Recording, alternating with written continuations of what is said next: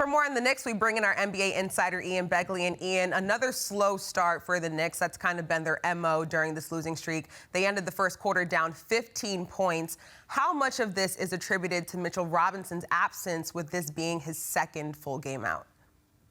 Yeah, I think a large degree, Chelsea, because we know what Mitchell Robinson was doing on the floor, both ends, when he was healthy. Obviously, defensively, defending the rim really well, intimidating shooters and intimidating people coming into the paint. And I think that's one thing that's really been missing last two games here, because as soon as somebody penetrates the paint, they're really getting to the rim with ease on a lot of these possessions for the Knicks. I think that's part of the reason why you're seeing high scores in the first quarter and high scores for Knicks opponents over the course of the game. Yeah, Robinson's absence, really, you can't overstate it. It's been huge for the Knicks, and they're going to have to figure out a way to weather this, because he's not coming back for at least 3 weeks, maybe 4 or 5.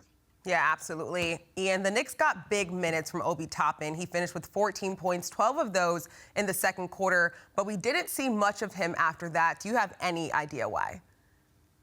The only thing I could think is that third quarter is when the Knicks were making their comeback, and they clawed all the way back. They tied it entering the fourth, so maybe that's why you didn't see Toppin in the third. And then the fourth quarter, he was out there with a group that was struggling. And I think Toronto outscored the Knicks by something like 11 points in the first 3 minutes. And then Tom Thibodeau removed Toppin and others from the game and went mostly with his starters at that point, trying to get back into it. But look, those are the circumstances of the game. By and large, though, the Knicks, I think, need to find a bigger role for Toppin, or a role where he is comfortable and productive, because he's a big part of this organization, considering where he was drafted. And right now, the Knicks need more off of their bench. So they have to figure out a way to get more from Toppin or somebody else off the bench as they try to get out of this losing streak.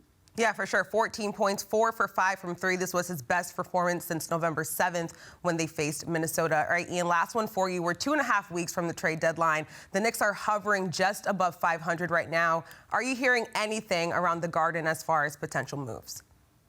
Well, what you're hearing from teams in touch with the Knicks, a lot of it's about Cam Reddish deals, the Knicks being open to taking back a second rounder and Cam Reddish trades, and being in touch with teams on that. Also, teams in touch with the Knicks have talked about them looking for bench help, looking for ways to increase the bench, strengthen the bench.